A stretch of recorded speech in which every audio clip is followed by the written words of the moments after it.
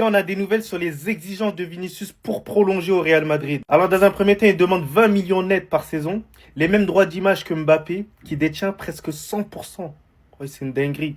Une possibilité de prime de prolongation. Waouh! Les gars, s'il vous plaît, honnêtement, est-ce que c'est un truc que le Real Madrid n'est pas en capacité de faire? S'il vous plaît, dites la vérité. Moi, je pense que c'est un truc que le Real Madrid est en capacité de faire pour Vinicius. Mais c'est juste, ils en ont pas envie.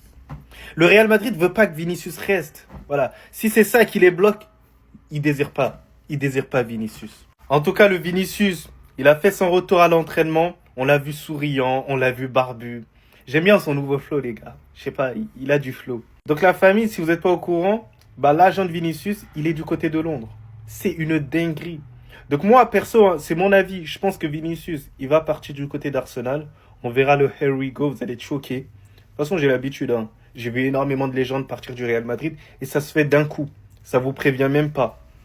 Voilà, je vous préviens, faut pas trop s'attacher. Dans le bien, dans le bueno. Non, on va tout savoir. À peine entré en Espagne, ayant conclu sa visite médicale, et on parle pas de n'importe laquelle, vu qu'on sait tous à quel point celle-ci peut être sa dernière. Vinicius a déjà retrouvé l'entraînement, et même le collectif plus précisément. D'ailleurs, de même pour Bernardo Silva et Brahim Diaz, mais on a plus important. Vu que c'est la semaine la plus importante pour l'un des meilleurs joueurs de l'histoire du Real Madrid. Semaine qui était attendue et même programmée, vu qu'il était prévu dans les plans du Real Madrid que Vinicius aille à la Coupe du Monde, parte en vacances et revienne pour la réunion finale. Puis une rencontre face à face avec Mourinho, bien que celui-ci a déjà pris contact avec lui à plusieurs reprises, lui expliquant l'importance que Vinicius aurait dans son projet. Bien que nous savons que la continuité finale de Vinicius ne dépendra pas de Mourinho, mais plus précisément de Florentino Pérez, qui aux côtés de Ronny Salafat, le détecteur de talent du Real Madrid, ont fait le plus confiance à Vinicius et ont tissé le plus de liens avec lui. Et bien qu'il y a eu beaucoup d'échos avec Arsenal ces derniers temps, nous savons que la priorité de Vinicius a toujours été de trouver un arrangement avec le Real Madrid. C'est d'ailleurs quelque chose qu'il répéterait sans cesse au club, le club voulant qu'il pose sa signature pour arrêter toutes les rumeurs. C'est d'ailleurs dans cette optique que les deux parties devraient continuer ensemble, vu qu'ils sont sur la même longueur d'onde, sachant qu'il n'y a eu aucune communication officielle entre Madrid et Arsenal, et que les agents de Vinicius démentent tout accord avec Arsenal également. Le tout étant désormais de savoir si Vinicius se sert du Real Madrid pour pouvoir partir gratuitement, si ses agents mentent de leur côté également. Ça serait d'ailleurs pour cette raison que certaines parties au Real Madrid voudraient vendre le joueur. Car du côté de Arsenal, quoi qu'il en soit, en public, ils n'ont absolument pas caché leur intérêt pour Vinicius, ni le fait qu'ils s'attendent à des potentielles progressions lors des semaines à venir, lui ayant déjà expliqué que tout tournerait autour de lui à Arsenal, pensant que celui-ci pourrait devenir la signature la plus importante de la première ligue, étant absolument prêt à rompre toute leur structure salariale pour se l'offrir. Bien que pour l'instant Vinicius montre un plein engagement, étant venu au Real Madrid à 8h27 alors que celui-ci devait commencer à 10h sa séance d'entraînement. Mais s'il en venait donc à être conclu que Vinicius partirait avant qu'il soit agent libre, en se mettant d'accord avec le club, alors le Real Madrid exigera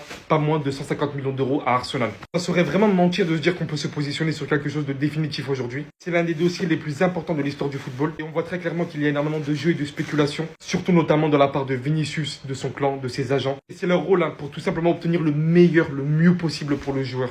Finalement, tout comme pour Diomandé, on s'attend à une semaine très cruciale, car le Real Madrid en tout cas ne le laissera pas partir gratuitement. Le très grand Vinicius est de retour à l'entraînement. Cette semaine sera décisive pour lui. Soit il prolonge et on repart de plus belle, ou soit il refuse la prolongation et du coup, le Real Madrid le vendra cet été. En espérant qu'il puisse jouer les matchs de prépa qui vont arriver, en attendant son évolution contractuelle. On enchaîne avec Bernardo Silva, notre nouvelle recrue, qui a fait ses débuts à Valdebebas avec le Real Madrid. Dans les commentaires, dites-moi ce que vous attendez de Bernardo Silva cette saison. Quel rôle vous l'attribuez, titulaire ou remplaçant? Moi, personnellement, je le mets sur le banc. Un bon super sub, mais qui rentre à la 60e. Après, faut voir ce que vont donner nos milieux titulaires. Mais pour l'instant, moi, je le mets remplaçant. On apprend que Boadji a trouvé un accord avec Manchester City, ce qui devrait accélérer le transfert de Rodri au Real Madrid. Mais les Barcelonais veulent nous le voler. Le FC Barcelone suit de près la situation de Rodri. Si le Real Madrid ne parvient pas à boucler le dossier, le club catalan passera à l'action. Le milieu espagnol donnerait toutefois sa priorité au Real Madrid.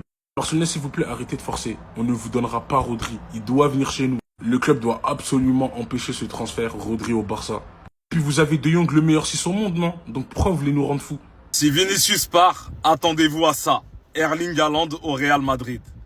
Alors qu'un départ du Brésilien semble de plus en plus possible au fil des semaines, est-ce que ce serait pas le meilleur moyen pour le Real de réaliser ce rêve-là, le rêve de Florentino Pérez, de réunir Mbappé et Haaland dans la même équipe? On sait depuis longtemps que Pérez, il a envie de faire ça, c'est son petit rêve secret. Et là, il a une opportunité en or. Parce que les gars, si on regarde bien, Haaland, déjà c'est un mec, il a toujours aimé le Real Madrid, il l'a toujours dit avant même de rejoindre City. Et au-delà de ça, il est orphelin de Guardiola, il est orphelin de Kevin De Bruyne et de Bernardo Silva. Il sait que Manchester City, c'est plus la machine à gagner que c'était avant. Donc pour gagner la Ligue des Champions et même pour prendre la Première Ligue, ça va être compliqué. Donc quand tu es un joueur de ce calibre-là, tu dois rêver, tu dois avoir de plus grandes ambitions. Et les plus grandes ambitions, elles sont sous ce maillot-là. C'est une opportunité pour lui et c'est une opportunité pour le Real Madrid. Le Real aurait enfin un vrai numéro 9. Mbappé serait replacé à gauche. Imaginez-vous la paire. Et tout ça sous José Mourinho. Eh les gars, je crois que vous vous rendez pas compte.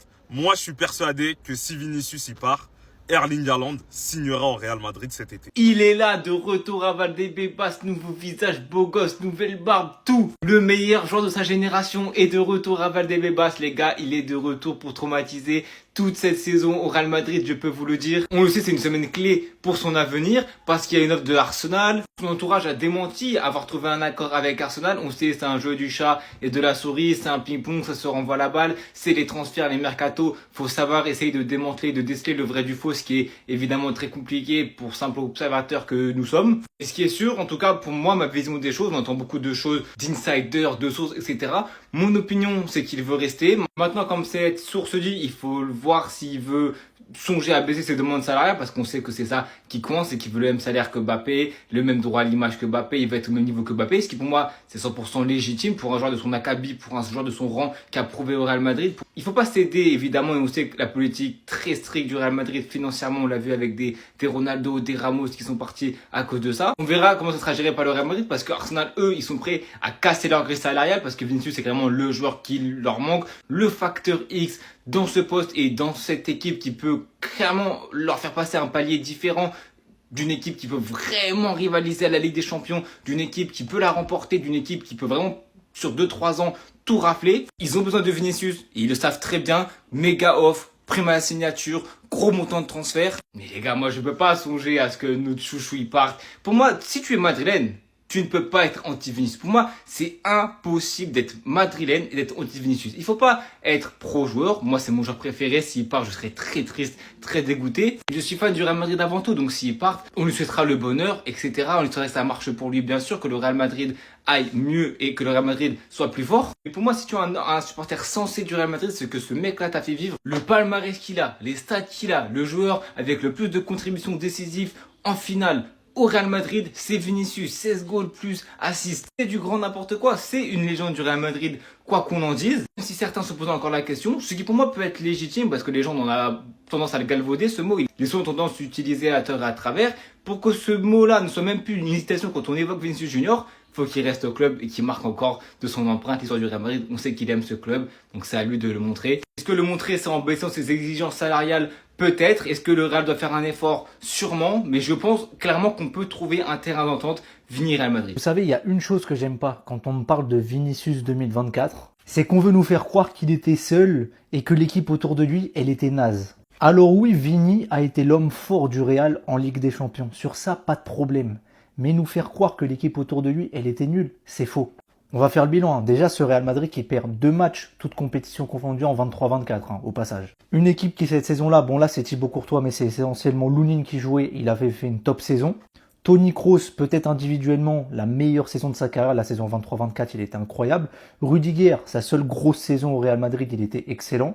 Camavinga, il faisait une relative bonne saison, mais il n'était pas exceptionnel. Valverde, il faisait une très bonne saison. Bellingham, est-ce que j'ai besoin de parler? Il a fait une saison de fou, une première partie de saison incroyable. En Liga, c'est lui l'homme fort du Real, et d'ailleurs, c'est lui qui termine meilleur joueur. Rodrigo, il faisait une superbe saison avec le Real. Carvajal, peut-être aussi potentiellement sa meilleure saison individuelle de toute sa carrière. Du moins, il était à un niveau stratosphérique. Nacho, il avait fait une très bonne saison. Et Ferland Mendy aussi, il avait été excellent cette saison-là. Sans compter derrière les Brahim Diaz en sortie de banc qui étaient très bons, les Rosselló, etc. Donc s'il vous plaît, oui, Vini en 2024, il a été incroyable. Oui, ça a été l'homme fort du Real en Ligue des Champions. Mais vouloir nous faire croire que l'équipe autour de lui c'était des peintres pour essayer d'encore plus le valoriser et le mettre encore plus haut dans certains débats, non, vous ne dites pas la vérité. Vini était très bien entouré.